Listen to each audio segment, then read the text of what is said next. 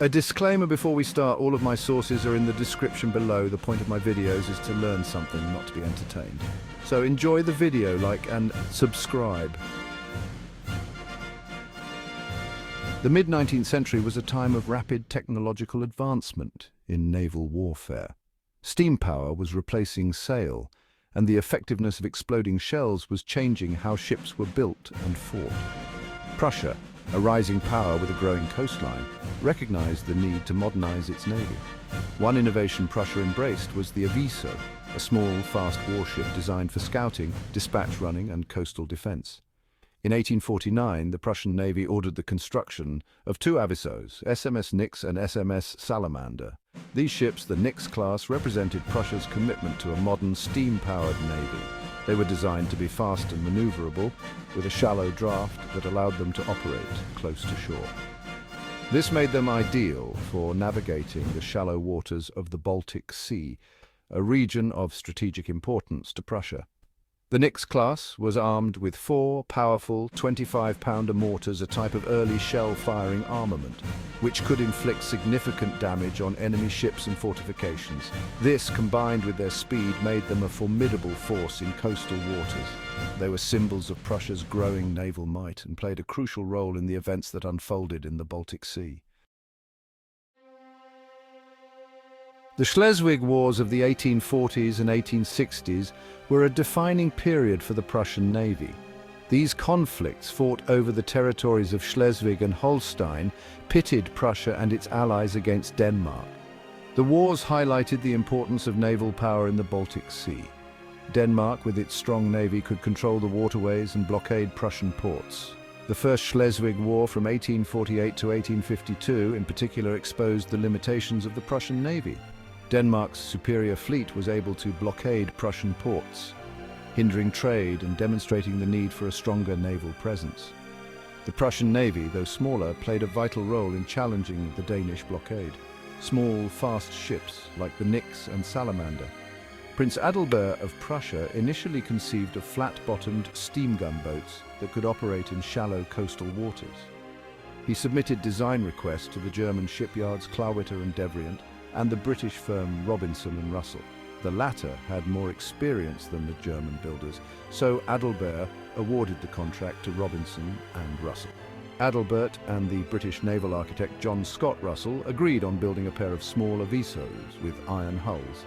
The hull lines should allow the vessels to steam either ahead or astern, with a rudder at either end to control steering in both directions. Design work on the paddle steamers was completed in 1849, and they were authorized in 1850.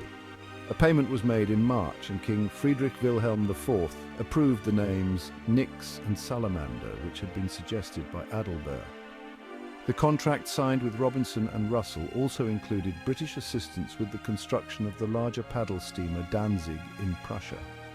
Experiences in the First Schleswig War spurred a period of rapid naval expansion in Prussia. The government invested heavily in new ships, including ironclads, and modernized its naval infrastructure. The Nix and Salamander, while relatively small, played their part in highlighting the need for a strong and modern navy. Their speed and firepower made them valuable assets in the fight against the Danish navy. The Nix-Class ships were constructed in 1850, were 174 feet long at the waterline and 177 feet long overall, with a beam of 24 feet over the hull and 41 feet over the paddle wheels. With a design displacement of 389 tons, that's 383 long tons, and a full load displacement of 430 tons, that's 420 long tons. Their shallow draft of just over 6 feet 7 inches long. The very shallow draft was designed to allow the vessels to cruise in the shallow waters along Prussia's coast. Their iron hulls incorporated transverse iron frames and wooden decks. The hulls were divided into 13 watertight compartments and had a double bottom that ran for their entire length. As well as their hybrid propulsion system DOT, the ships were propelled by a pair of two-cylinder single-expansion marine steam engines that turned a pair of paddle wheels, one on either side of the hull amidships. The paddle wheels each had 14 paddles, and they were 16 feet in diameter. Steam for the engines was provided by 4 boilers, which were ducted into 2 funnels. The boilers were divided into two boiler rooms, one forward of the engine room and the other aft. Their propulsion system was rated at 600 metric horsepower for a top speed of 13 knots, that's 15 miles per hour. At a speed of 10 knots, 12 miles per hour, they could steam for 2,500 nautical miles. To supplement the steam engines, the ships carried a sailing rig that consisted of two masts, each fitted with a square topsail and a lower lug sail, along with a forward staysail. The total sail area was about 350 meters squared, or 3,800 square feet. As a measure of protection for the propulsion machinery, the coal bunkers were arranged abreast of the engine and boiler rooms, and it was thought that the iron hull would also increase the vessel's resistance to damage. This combination of sail and steam provided flexibility in both speed and range, essential for a ship designed for scouting and dispatch running. Their crew consisted of approximately 4 officers and 70 enlisted men. The ships carried 4 small boats of unrecorded type. Steering was controlled by a pair of rudders, one at the stern and one in the bow. Both could be fixed. Nix and Salamander were good seaboats, but they had a wide turning radius and could not be steered at all while under sail. The most striking feature of the Nix-Class, however, was their armament. Each ship carried 4 25-pounder mortars. The design initially called for 4 short-barreled 12-pounder guns in addition to the mortars, but these were never installed. These shells could inflict devastating damage on enemy ships, even those protected by wooden hulls. The 25-pound mortars on the Nix and Salamander gave them a significant punch, far exceeding their small size. They were, in essence, small ships with a big bark, capable of holding their own against larger vessels. The design of the Nix-Class Avisos reflected the changing face of naval warfare. The incorporation of steam power, a shallow draft, and the formidable 25-pounder mortars demonstrated Prussia's commitment to building a modern and effective navy. The Nix-Class Avisos ships had a rather lived career. Despite their innovative design and capabilities, they were quickly overshadowed by newer technologies and changing naval strategies. It was a brief but impactful chapter in maritime history. Neither vessel saw significant service in the Prussian Navy before being sold to the British Royal Navy in exchange for the frigate Thetis in 1855. Salamander was completed first, beginning sea trials in December 1850 and making the voyage across the North Sea at the end of the month, being decommissioned in Stettin in January 1851. While in reserve there, she was reactivated in April 1851 to pull Nix free after she ran aground in the mouth of the Oder River. Their Prussian careers were short, owing to a combination of the unfamiliarity of their crews with steamships and a series of boiler-related fires aboard Nix that resulted from flaws in her design. Most significantly, the fact that their stokeholds were wooden. The ships took part in limited training exercises and took members of the Prussian nobility, including Prince Adalbert and King Friedrich Wilhelm IV, on cruises in the Baltic. They spent the bulk of their time under the Prussian flag in reserve, however. In June 1853, during one of her few periods of active service, Salamander had to be withdrawn from service due to an outbreak of cholera among her crew.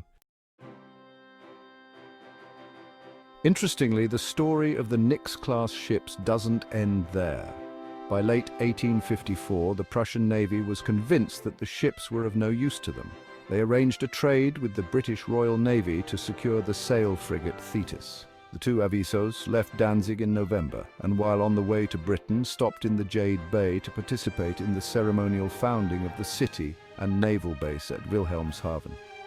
They later caused a minor diplomatic incident with the Kingdom of Hanover over the country's initial refusal to allow the vessels to enter Bremen and take on coal for the voyage to Britain. On arriving in Britain, they were transferred to Royal Navy control on the 12th of January, 1855.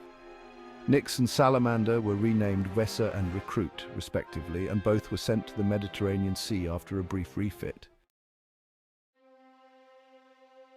With their entry into British service, the Nix-Class ships experienced quite a change of scenery. They were now part of a different naval tradition and operated under new command structures. The two ships saw little activity after their sail to Britain. Weser saw action against Russian forces during the Crimean War later that year. On the 11th of October, John Edmund Commerell and William Thomas Rickard, her commander and quartermaster, staged a raid in the Sea of Azov that earned them the Victoria Cross. The ship took part in the Battle of Kinburn on the 17th of October. Neither ship saw significant activity with the British fleet afterward, with both being kept idle at Valletta, Malta for the next several years. Verza was refitted in 1859 to 1861, but saw no significant service before being decommissioned in 1865 and then sold to shipbreakers in 1873. Recruit, meanwhile, was laid up in 1861. The ship was sold for merchant service in 1870, and by 1878 was a powder magazine at Cape Town. After that, I don't really know what happened to the ship.